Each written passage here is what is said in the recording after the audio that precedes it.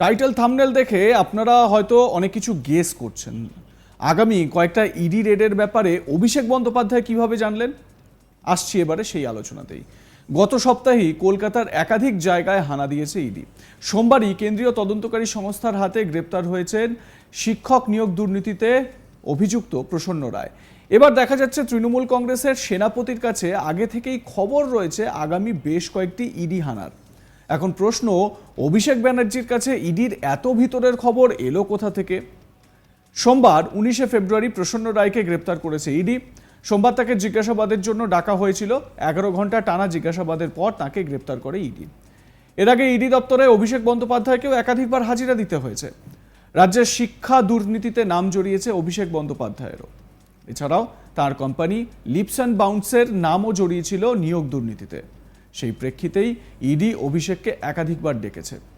প্রতিক্রিয়ায় বারবার অভিষেক জানিয়েছেন রাজনৈতিক প্রতিহিংসার জন্যই তাকে তলব করা হচ্ছে।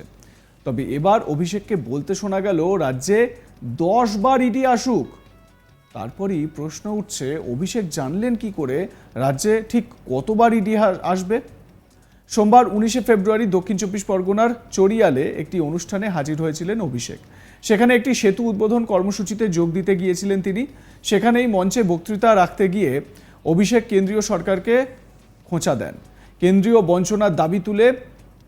বঞ্চনার প্রতিবাদে কলকাতায় টানা ধর্ণা আন্দোলন চালিয়েছে তৃণমূল কংগ্রেস। এই মঞ্চেও অবধারিতভাবে অভিষেকের বক্তব্যে উঠে এসেছে 100 দিনের বকেয়া প্রসঙ্গ। তখনই অভিষেককে বলতে শোনা যায়, রোজ ইডি 10টা করে রেড করুক, অসুবিধা নেই, কিন্তু মানুষের টাকা আটকে রাখলে চলবে না। মানুষের টাকা যদি আটকে রাখেন, আপনারা যে ভাষাতে বোঝেন, মানুষ আপনাদের সেই ভাষাতেই জবাব দেবে। অভিষেক আরও বলেন, কথায় কথায় একটা করে সেন্ট্রাল এজেন্সি পাঠাচ্ছেন, কথায় কথায় রেড করছেন। রেড করো, আমাদের কিছু যায় আসে না।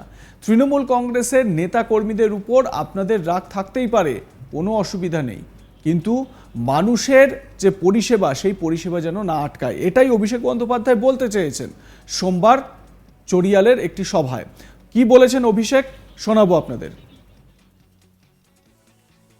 আর এদের জমিদারির অবসান আমরা ঠিক ঘটাবো। মানুষ যদি সংঘবদ্ধ থাকে, যে দিল্লি থেকে আসবে কথায় কথায় একটা করে সেন্ট্রাল টিম, কথায় কথায় অমুক রেড, কথায় কথায় তমুক রেড, রেড করো, কিছু যায় আসে না। তৃণমূল কংগ্রেসের কর্মী সমর্থক নেতাদের উপর আপনাদের রাগ থাকতেই পারে, অসুবিধা নেই, কিন্তু মানুষের টাকা ছাড়তে হবে। আপনারা রোজ 10টা করে ইডি রেড করুন, সিবিআই রেড করুন, কিন্তু মানুষের টাকা আটকে রাখা চলবে না।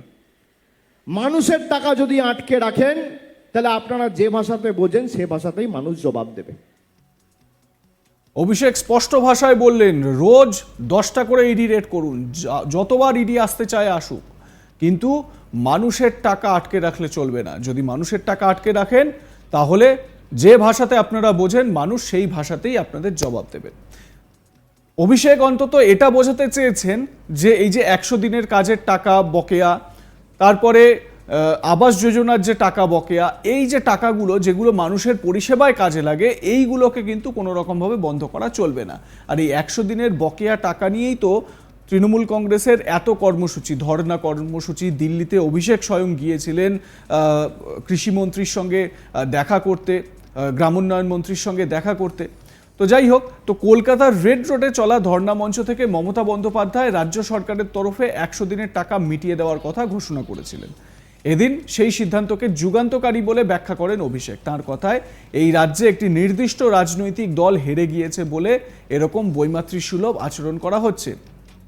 পাশাপাশি অভিষেকের দাবি, আগামী দিনে বাংলার এত উন্নয়ন করবেন মমতা বন্দ্যোপাধ্যায়, যাতে একদিন দিল্লির নেতারা ঘটিবাটি হাতে বঙ্গের কাছে ভিক্ষা চাইতে আসবেন।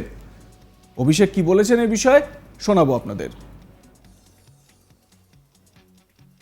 2 বছর ধরে মানুষের প্রাপ্য টাকা আটকে রেখেছে, মানে নতুন কাজের বরাদ্দ নয়, মানুষ গায়ে গতরে খেটে পরিশ্রম করে এই টাকা উপার্জিত করেছে, সেই টাকা আটকে রেখেছে। আর এটা কেন্দ্রের সংবিধান স্বীকৃত আইন, আইনসভায় পাশ হওয়া আইন। 15 দিনের মধ্যেই টাকা ছাড়তে কেন্দ্র সরকার বাধ্য। খালি বাংলায় এরা মুখ থুবড়ে পড়েছে বলে বাংলার টাকা বন্ধ। মমতা বন্দ্যোপাধ্যায় বলেছে কাঁচকলা, আমি বাংলাকে স্বনির্ভর করে দেখাবো এবং 5 বছরের মধ্যে এমন বাংলা তৈরি করব যে দিল্লির নেতারা ঘটি বাটি নিয়ে এসে কলকাতায় এবং এই বাংলায় এসে ভিক্ষা চাইবে। আমরা কারোর দয়া দাক্ষিণ্যে বেঁচে নেই। তাই 4,000 কোটি টাকা খরচা করে এই 25 লক্ষ শ্রমিকদের ন্যায্য বকেয়া পাওনা আগামী 1 তারিখের মধ্যে মমতা বন্দ্যোপাধ্যায়ের সরকার সরাসরি আপনাদের ব্যাংক অ্যাকাউন্টে পৌঁছে দেবে। আপনি দেখুন, যারা মায়েরা আছেন, দৈনন্দিন জীবনের নিত্য প্রয়োজনীয় জিনিস 400 টাকার গ্যাস আজকে 1200 টাকা, পাতি লেবু 30 টাকা কেজি ছিল, আজকে শুনছি 180 টাকা না 85 টাকা কেজি। কেরোসিন 20 টাকা 22 টাকা লিটার ছিল, আজকে 75 টাকা লিটার। 50 টাকার পেট্রোল 100 টাকা, 40 টাকার ডিজেল 90 টাকা। মানুষ খাবে কি? আধার আর প্যান কার্ডের লিঙ্ক করার নাম করে কেন্দ্র সরকার আপনার থেকে 1000 টাকা করে নিয়ে চলে যাচ্ছে। আর আরেকদিকে আমাদের সরকার লক্ষ্মীর ভান্ডার করে আপনাদের সরাসরি 1000 টাকা আপনাদের হাতে পৌঁছে দিচ্ছে। একদিকে দিদি দিচ্ছে আর একদিকে মোদি নিচ্ছে। আপনারা দেখুন না, আমি ভুল বলছি? একদিকে দিদি দিচ্ছে আর একদিকে মোদি নিচ্ছে। একদিকে মামাটি মানুষের সরকার দিচ্ছে আর একদিকে কেন্দ্রের সরকার নিচ্ছে। আপনি কার সাথে থাকবেন, যে দিচ্ছে না নিচ্ছে? অভিষেকের খোলা প্রশ্ন সাধারণ মানুষের উদ্দেশ্যে, আপনারা কার সঙ্গে থাকবেন? যে সবকিছু নিয়ে নিচ্ছে তার সঙ্গে, নাকি যে দিচ্ছে তার সঙ্গে? সোমবার বজবজের চড়িয়াল সেতুর 2য় লেনের উদ্বোধন করেন অভিষেক বন্দ্যোপাধ্যায়। সেই সেতু নির্মাণের দাবি এখানকার স্থানীয়দের দীর্ঘদিন ধরেই ছিল। সেতুর উদ্বোধন করে অভিষেক জানান, আগামী দিনে এই সেতুর কারণে পার্শ্ববর্তী 3টি পুরসভার মানুষ একযোগে উপকৃত হবেন। এরই পাশাপাশি 50 কোটি টাকা ব্যয় করে মহেশতলা এলাকাতেও রাস্তা নির্মাণ করা হয়েছে। সেই রাস্তাও কিছুদিনের মধ্যেই উদ্বোধন করা হবে বলে জানান অভিষেক বন্দ্যোপাধ্যায়। কিন্তু প্রশ্ন হচ্ছে যে এই যে অভিষেক ইডি রেডগুলোর কথা বললেন, সেই ইডি রেডগুলো যে হবেই আগামী দিনে, এই বিষয়টা নিয়ে অনেকে প্রশ্ন করতে শুরু করেছেন। তাহলে কি অভিষেকের কাছে আগে থেকেই এই খবরগুলো চলে আসছে? এই প্রশ্নও অনেকে কিন্তু করছেন এবং সোশ্যাল মিডিয়াতেও এই নিয়ে কিন্তু অনেকেই নিজের মতামত জানাচ্ছেন। এবারে প্রশ্ন হচ্ছে যে এরপরে নেক্সট ইডির অভিযান কবে হবে? এরপরে নেক্সট কোথায় ইডি হানা দেবে? আপনারা জানেন যে সোমবার প্রসন্ন রায়কে গ্রেপ্তার করা হয়েছে দীর্ঘক্ষণ জেরা করার পর, এবং ইডি একাধিক জায়গায় একদিকে যেরকম তল্লাশি চালাচ্ছে বা রেড কন্ডাক্ট করছে, তার পাশাপাশি গ্রেপ্তারিও কিন্তু চলছে সমান তালে। আর এই গ্রেপ্তার করে যাদেরকে গ্রেপ্তার করা হচ্ছে তাদের সঙ্গে কিন্তু এই টাকা পয়সার যে লেনদেন, সেই লেনদেনটা কিন্তু ভালো রকমভাবেই পরিলক্ষিত হচ্ছে। আপনাদের মতামত কি জানাতে ভুলবেন না কমেন্ট সেকশনে। দেখতে থাকুন আজ তাক বাংলার ইউটিউব চ্যানেল, সাবস্ক্রাইব করে নিন চ্যানেলটি যদি এখনো না করে থাকেন, বেল বাটন প্রেস করতে ভুলবেন না।